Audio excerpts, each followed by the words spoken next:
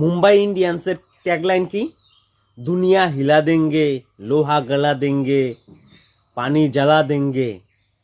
তবুও পরম্পরা, প্রতিষ্ঠা, অনুশাসন, এই গুরুকুলের নিয়ম কি? আমরা প্রথম ম্যাচ জিতব না। আমরা কোনোভাবেই গুরুকুলের নিয়ম আমরা লঙ্ঘন করব না। পরম্পরা, প্রতিষ্ঠা, অনুশাসনকে মেনে চলব। এবং 2013 সাল থেকে আমরা একটা ম্যাচ জিতিনি, আর জিতবও না প্রথম ম্যাচ। এটা হচ্ছে মুম্বাই ইন্ডিয়ান্সের মোটিভ, সোজা কথা। কারণ তারা 2013 সাল থেকে 2025 সিএসকের সাথে এখনও পর্যন্ত প্রথম ম্যাচ কিন্তু তারা জিততে পারেনি। এই ম্যাচটা তারা অনেক গো হারান হারতো, কিন্তু একমাত্র বিঘ্নেশ পুতুরের জন্য কিন্তু এই ম্যাচটা সম্মানজনকভাবে কোনোরকমভাবে কিন্তু তারা হারছে। কারণ বিঘ্নেশ পুতুরের দুর্দান্ত 3টা উইকেট, তাও আবার বড় বড় উইকেট। ঋতুরাজ গাইকোয়াড, তারপরে হচ্ছে আরও 2জন উইকেট ছিল, যাই হোক নামটা মনে পড়তেছে না।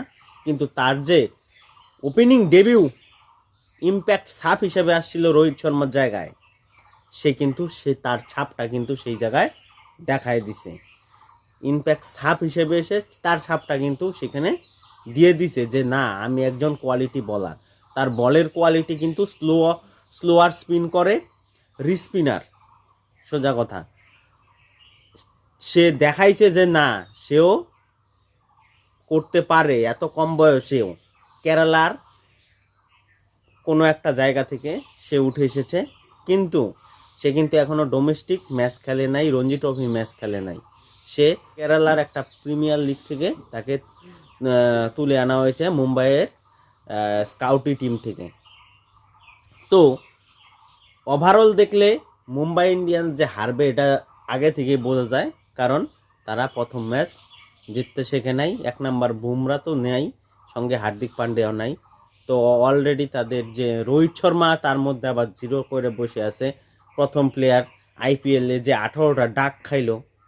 যাই হোক, কিন্তু সিএসকের জন্য, ঋতুরাজের জন্য কিন্তু বাহবা দিতেই হবে, কারণ সে দুর্দান্ত কিন্তু পারফরমেন্স দেখাইছে এবং ব্যাটিংয়ের সাথে সাথে ক্যাপ্টেনশিপেও কিন্তু পারফরমেন্স দেখাইছে।